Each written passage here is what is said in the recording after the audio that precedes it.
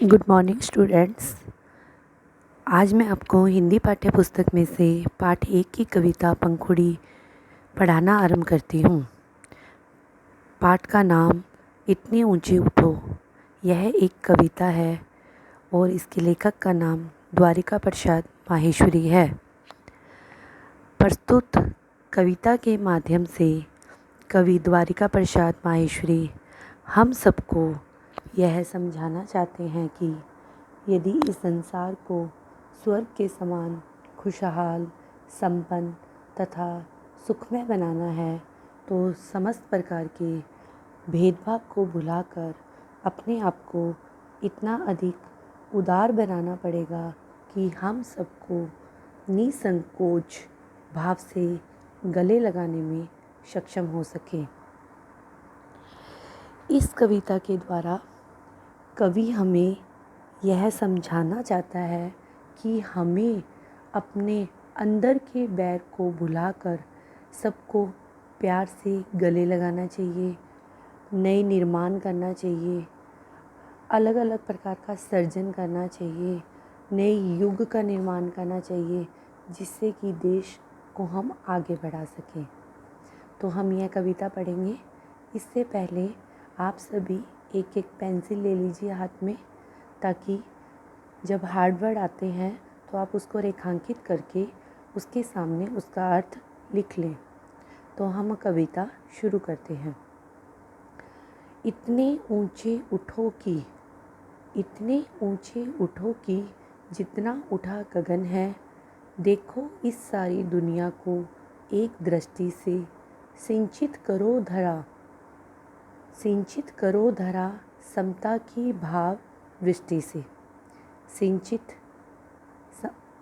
सिंचना, धरा, धरती, समता, समान भाव रखना, वृष्टि, वर्षा। गगन, आकाश, दृष्टि, देखना। अर्थ, कवि कहता है कि हमें नए विचारों को अपनाना चाहिए।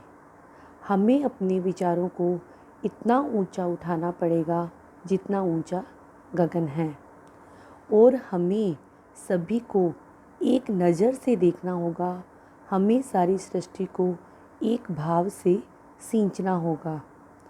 जिस प्रकार से जब वर्षा होती है तो वह समान भाव से धरती को सींचती है, उसी प्रकार से हमें उसी भाव से समान रूप से सबसे अपने आप को रखना है। जाति भेद की, धर्म वेश की, काले गोरे रंग द्वेष की। हमें जाति पाति के भेदभाव को मिटाना है, धर्म की असमानता को मिटाना है, परिवेश वेशभूषा को असमानता को अलग रखना है, काले गोरे के रंग द्वेष को मिटाना है। ज्वालाओं से जग में इतने शीतल बहो की जितना मलय पवन है। अब कवि यहाँ कह रहा है कि विश्व की जो समस्त ज्वालाएं हैं और जो मलय पर्वत से आने वाली शीतल हवा इन ज्वालाओं को नष्ट कर देती है, उसी प्रकार हमें शीतल विचारों से युक्त होकर जाति पाति के भेद को, रंग द्वेष को अपने अच्छे विचारों से दूर करना है।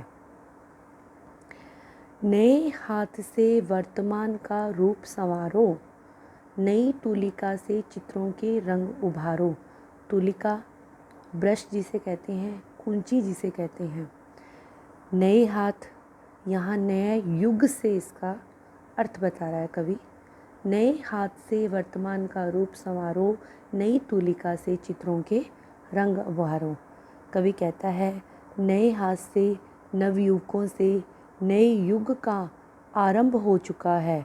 अब हमें आने वाली पीढ़ी को आगे बढ़ाना है, देश को आगे बढ़ाना है। नई तुलिका से यानी कि नए कुंची से देश के रंगों को उभारना है। नए राग को नूतन स्वर दो, जो नया राग है उसे नया स्वर दे दो। भाषा को नूतन अक्षर दे दो, भाषा को नए अक्षर दो।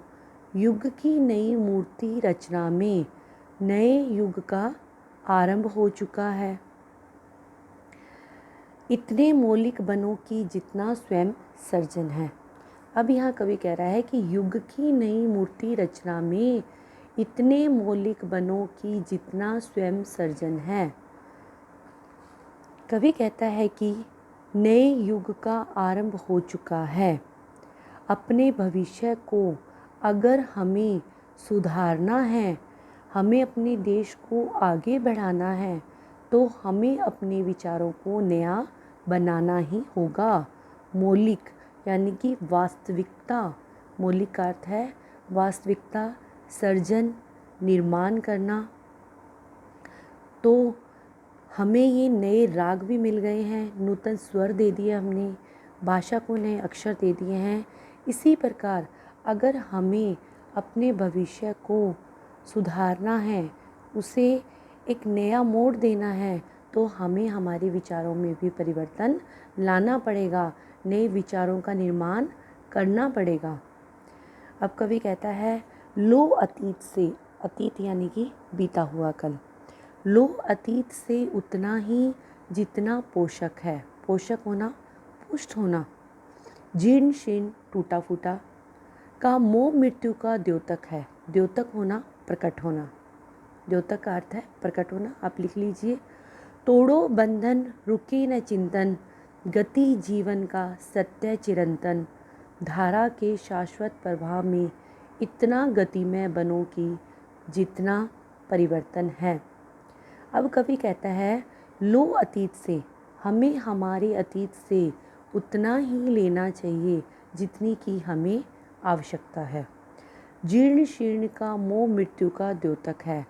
अगर हम अपने विचारों में पुराने विचारों को रखेंगे तो वह हमारी मृत्यु को प्रकट करता है। इसलिए हमें क्या समाप्त करना है? हमारे पुराने विचारों को, जीर्ण शीर्ण विचारों को, टूटे फूटे विचारों को।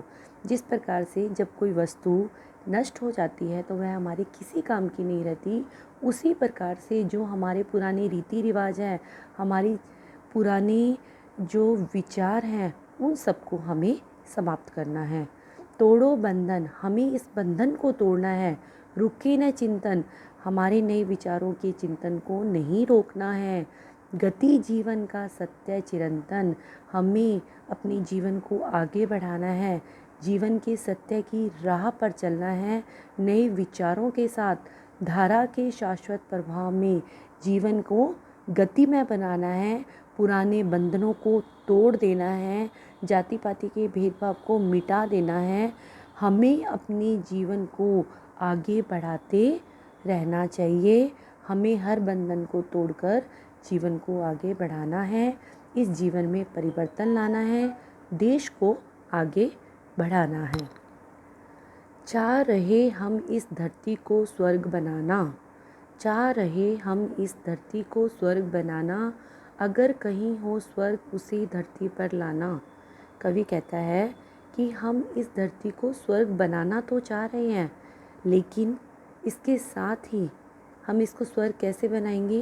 अपने विचारों को त्याग कर, धरती पर नया निर्माण कर कर, आपस में बैर को भुलाकर, जाति पाति को ख़त्म कर कर, नया निर्माण कर कर, अगर कहीं हो स्वर्ग उसे धरती पर लाना, तो इस प्रकार से हम धरती पर ही स्वर्ग को ला सकते हैं।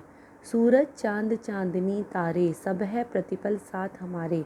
जिस प्रकार से पृथ्वी के ऊपर सूरज अपनी रोशनी को सभी को समान रूप से देता है, चांद अपनी चांदनी को, तारे सभी हमारा साथ देते हैं, हमारे हर पल हमारे साथ चलते हैं, उसी प्रकार से हमें देश के निर्माण को आगे बढ़ाना है। दो कुरूप को रूप सलोना, इतने सुंदर बनो कि जितना आकर्षण है। अगर कोई कुरूप है, अगर कोई भद्दा है, तो उसे भी हमें सलोना बनाना है, सुंदर बनाना है, आकर्षण बनाना है। इतने सुंदर बनो कि जितना आकर्षण है, उसे इतना सुंदर बनाना है कि उसमें अपने आप से आकर्षण पैदा हो जाए। हमारा देश इतना सुंदर बन जाए, इस धरती पर ही स्वर्ग आ जाए। तो कवि पुराने विचारों को नष्ट करके आगे बढ़ने के लिए कहता है, नए युग का निर्माण करने के लिए कहता है। धन्यवाद।